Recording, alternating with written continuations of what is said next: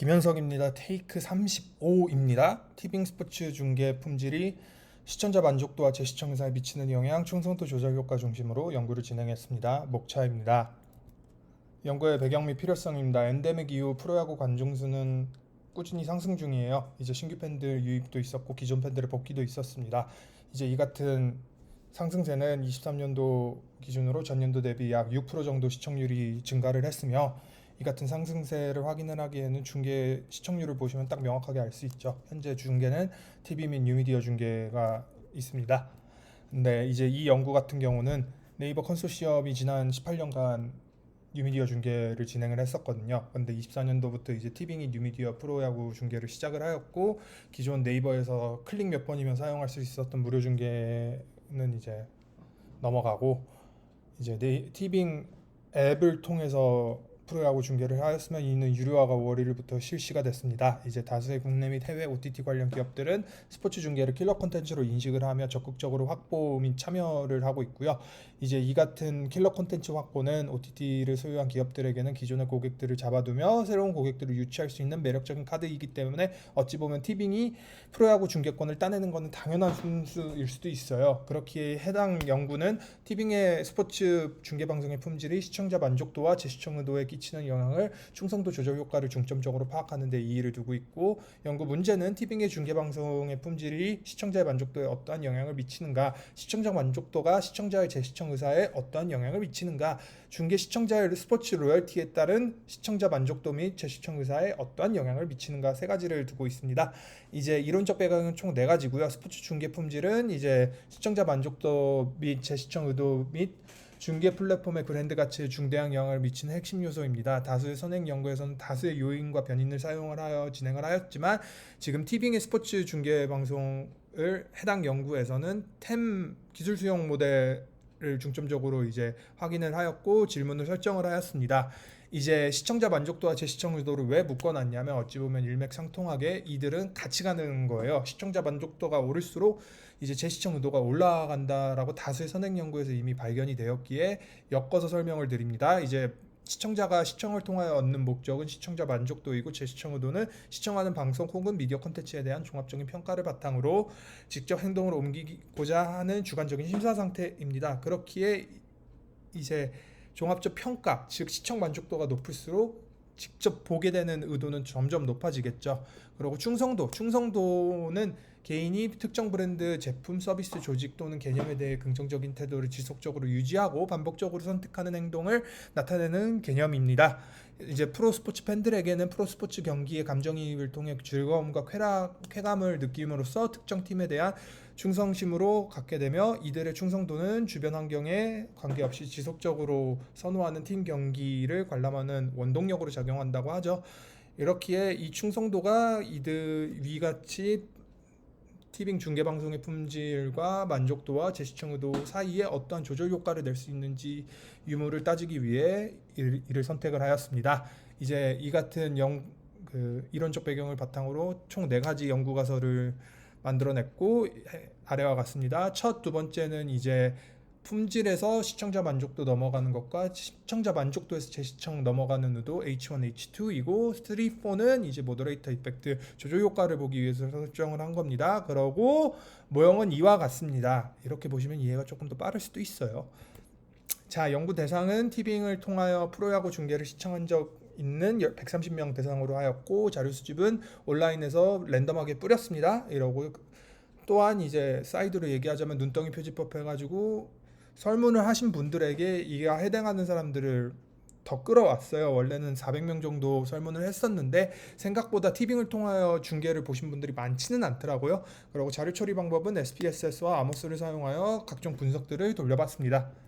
연구 가설의 이후에 만드는 설문지는 이와 같습니다. 그리고 연구 결과 바로 가겠습니다. 인구 통계학적 속성 및 티빙의 서비스 이용 현황 파악한 표를 잠시 만들었는데, 빠르게 지나가기보다는 이렇게 그냥 봐주시면 될 것 같습니다. 옆에는 이제 제가 만족도를 위해서 이제 찾아봤는데, 2번째 연구 돌리면서 시작을 했기 때문에 딱 118명입니다. 이제 130명 연구를 했는데 12명은 이제 못 쓴다고 판단이 돼서 빠진 118명에 대한 연구입니다. 이제 구성 타당 개념의 타당도 및 신뢰도 분석입니다. 잠시만요. 물만 먹고 바로 할게요.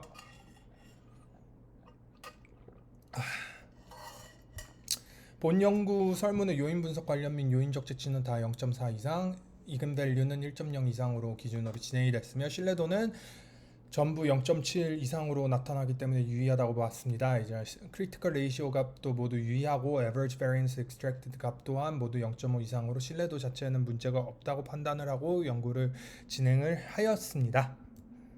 이제 상관관계 분석인데요. 이제 모든 변수가 정의 상관관계를 가지고 있는 게 파악이 되고, 그다음에 다중 공정성 기준이 0.85 이상의 변인이 없는 것으로 나타났습니다.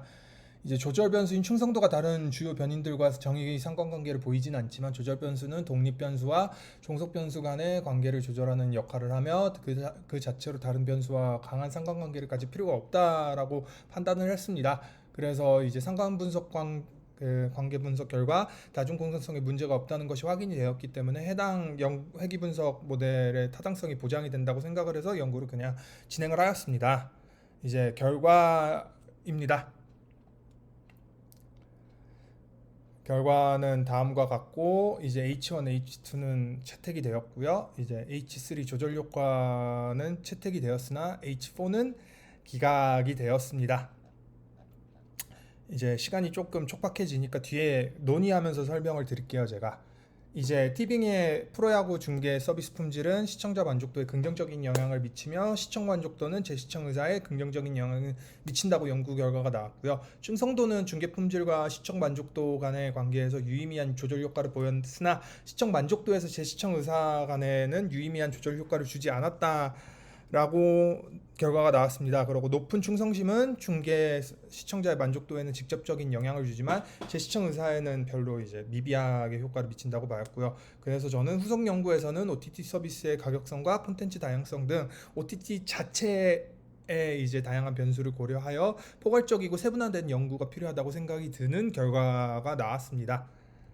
이제 티빙의 2024년도 1분기 영업 손실은 385억 원이에요. 이렇게 많이 되나? 눈물의 여왕도 히트를 했는데 라고 생각을 할 수 있는데, 이는 22년도부터 꾸준히 이어온 적자 때문에 일어나는 일이에요. 실제로 일간 활성 이용자 수와 월간 이용자 수는 계속 꾸준한 상승세를 보이면서 쿠팡페이 플레이를 제치고 OTT 1위에 군림을 하고 있어요. 티빙 자체가.